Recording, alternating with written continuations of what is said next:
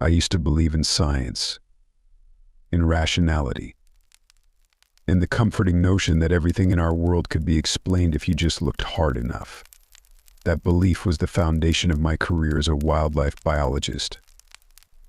It was my shield against the darkness, my light in the wilderness. But that light has gone out now, snuffed like a candle in the wind. And I'm left fumbling in the dark, questioning everything I thought I knew about the natural world, about reality itself. My name is Dr. Sarah Conley. I've spent the last decade studying predator-prey relationships in the Appalachian forests around Asheville, North Carolina. I thought I understood the intricate dance of life and death that plays out in the wilderness, the delicate balance between hunter and hunted. I was wrong. So terribly, horribly wrong. It started as these things often do, with something small, innocuous, a single photograph that would turn my world upside down. I was in my office at the university, reviewing footage from our motion-activated trail cameras. Most of it was routine, deer grazing in moonlit clearings, the occasional bear lumbering past, nothing I hadn't seen 1,000 times before. But then I saw it, the image that would haunt my dreams for months to come. The timestamp read, midnight of the full moon. At first glance, the grainy black and white photo showed what looked like a large man dragging a deer carcass. But as I leaned in closer, squinting at my computer screen, I realized this was no man. The creature was massive, easily 7 or 8 feet tall, its body rippling with lean muscle beneath a coat of coarse, dark fur. Its face was a nightmarish blend of wolf and man, with an elongated snout full of dagger-like teeth. And those eyes, even in the grainy image, they seemed to glow with an unnatural, amber light, with intelligence. I stared at the photo for what felt like hours, my mind refusing to process what I was seeing. It had to be a hoax, right? Some asshole in a costume playing a sick joke. But deep down I knew this was something else entirely, something that shouldn't exist. I didn't tell anyone about the photo. Who would believe me? I'd be laughed out of academia. Instead, I packed my gear and headed out to the camera site alone. I told myself I was being rational, that I'd find a logical explanation once I was on the ground. It was a crisp autumn day, but as I drove deeper into the mountains, the weather seemed to shift. Dark clouds rolled in, and an unseasonable chill settled over the forest. By the time I reached the trailhead, a light drizzle was falling, and the trees loomed ominously overhead. The usual sounds of the forest, birdsong, the rustle of small animals in the underbrush, were absent, replaced by an eerie silence broken only by the soft patter of rain. As I hiked deeper into the woods, I couldn't shake the feeling that I was being watched, that hungry eyes were following my every move. I found the camera easily enough. It was intact, ruling out tampering. But the area around it, Jesus Christ, the carnage. Half-eaten carcasses littered the forest floor, not just deer but other predators too. Bears, cougars, apex predators torn apart like they were nothing. The stench of death was overwhelming. I fought back the urge to vomit as I examined the kills. The bite marks were like nothing I'd ever seen before, too large for any known predator in these woods. Some of the bones had been gnawed clean, while others were splintered, the marrow sucked out. That's when I heard it. A low, rumbling growl that seemed to come from everywhere and nowhere at once. I spun around, my heart pounding in my chest. There, at the edge of the clearing, stood the creature from the photo. In the flesh, it was even more terrifying. It stood nearly 8 feet tall, its muscular frame rippling, with barely contained power. Its eyes, glowing that unnatural amber even in the dim light, were fixed on me with an intelligence that sent chills down my spine. For a moment, neither of us moved. Then, Slowly, deliberately, it smiled. A horrifying, human expression on that monstrous face. When it spoke, its voice was a guttural growl, but the words were clear. "Hello, little scientist. I've been waiting for you." I ran. Crashing through the underbrush, I fled deeper into the forest. Behind me, I could hear it giving chase, its howls echoing through the trees. The rational part of my brain, the part still clinging to science, to explanation, was screaming that this was impossible. But faced with the reality before me, those protests seemed hollow. Night was falling fast, the full moon rising to cast everything in a silvery glow. I knew these woods, had studied them for years, but now they seemed alien and hostile. Every shadow concealed a potential threat. Every snapping twig was the monster bearing down on me. I could hear it getting closer, toying with me. It was faster, stronger. It could have caught me at any time. This was a game to it, and I was the prey. As I burst into a small clearing, my foot caught on a root, and I went down hard. Pain shot through my ankle as I tried to stand. I was trapped. The creature emerged from the shadows, moving with a grace that belied its size. In the moonlight, I could see every terrifying detail, the saliva dripping from its jaws, the blood caked on its claws. It cocked its head, regarding me with those intelligent eyes. What are you?" I managed to choke out. It chuckled, a low, rumbling sound that made my skin crawl.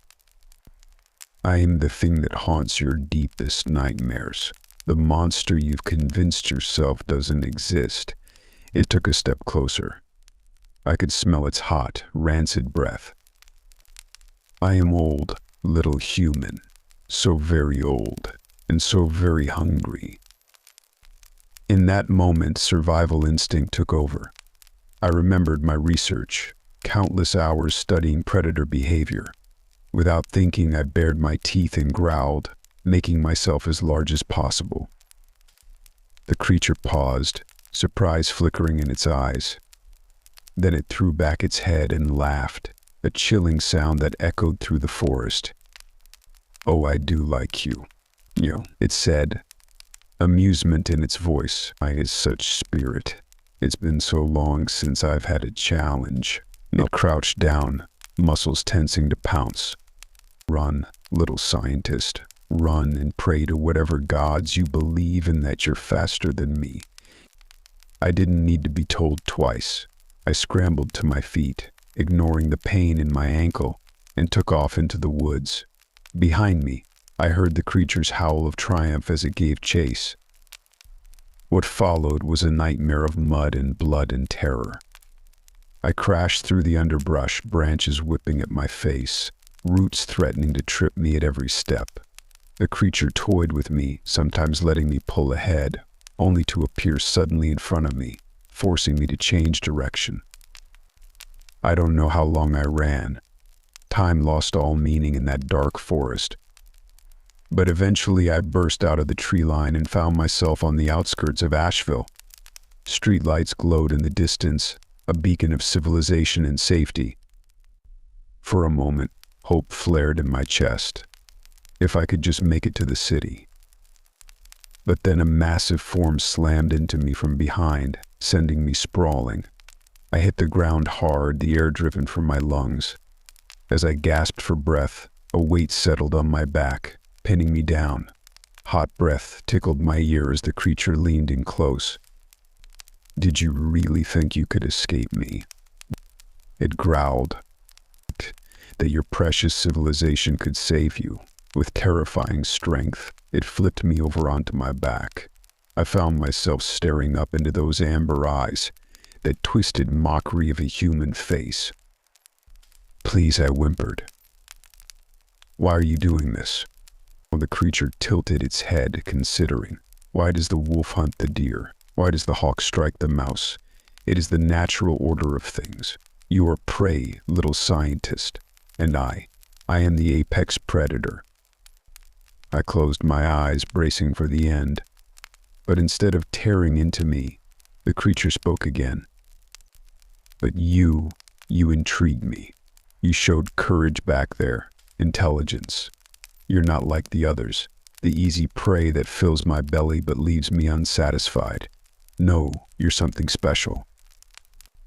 Its claws traced lightly down my cheek, drawing a thin line of blood. I shuddered at its touch, my skin crawling.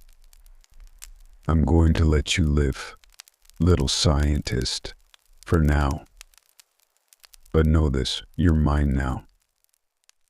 My special prey. My favorite toy. It leaned in close, its fetid breath hot on my face. I'll be watching you, hunting you. And when you least expect it, when you think you're safe, I'll be there. With that, it was gone. One moment, its weight was crushing me into the ground. The next, I was alone, staring up at the star-filled sky. I lay there for a long time, my body aching, my mind reeling. Part of me wondered if I had imagined the whole thing, if the stress and isolation of my work had finally caused me to snap. But the claw marks on my cheek were real. The bruises on my body were real, and the fear, the bone-deep, primal terror that gripped me, that was very, very real. Eventually, I picked myself up and stumbled into town. I didn't go to the hospital. How could I explain my injuries? Instead, I checked into a cheap motel on the outskirts of Asheville. As I cleaned my wounds in the grimy bathroom, I caught sight of myself in the mirror. I barely recognized the wild-eyed, blood-smeared woman staring back at me. That was 3 months ago. I haven't set foot in the forest since that night. I quit my job at the university, citing personal reasons. My colleagues were confused, concerned. I was one of the rising stars in my field, on track for tenure. Throwing it all away seemed insane. If they only knew. I tried to leave Asheville at first, packed up my car and headed west, thinking I could outrun the monster. I made it as far as Tennessee before the dream started. Vivid nightmares of being hunted through dark woods, of amber eyes watching me from the shadows. I woke up in a cold sweat, my heart pounding, to find claw marks on the motel room door. The message was clear. I couldn't escape. So now I'm back in Asheville, living in a small apartment downtown. I don't go out much. I've become a ghost drifting through life, always looking over my shoulder, always waiting for the other shoe to drop.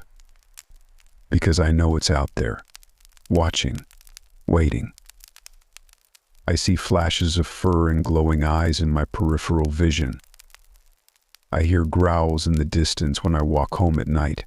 Sometimes I wake up to find mud and leaves tracked across my bedroom floor. It's toying with me, savoring my fear, drawing out the hunt. I've thought about going to the police, but what would I tell them? That I'm being stalked by a werewolf. They'd lock me up in the psych ward, and even if they believed me, what could they do? Guns and badges are no match for the creature I saw that night. No, I'm on my own. Me against the monster. The scientist versus the impossible. I've started researching folklore, mythology, anything that might give me an edge. Silver bullets, wolfsbane, I'll try anything at this point. Part of me knows it's futile, that I'm grasping at straws. But I have to do something. I can't just sit here and wait to die. Sometimes, in my darkest moments, I consider ending it myself. At least then I'd be denying the creature its prize. But I can't bring myself to do it. Some stubborn part of me refuses to give up, to let the monster win. So I wait. And I watch. And I try to prepare myself for the inevitable confrontation to come. Because I know, deep in my bones, that one night soon I'll hear a scratch at my door. I'll look out my window to see amber eyes glowing in the darkness. and the hunt will begin again. God help me when it does.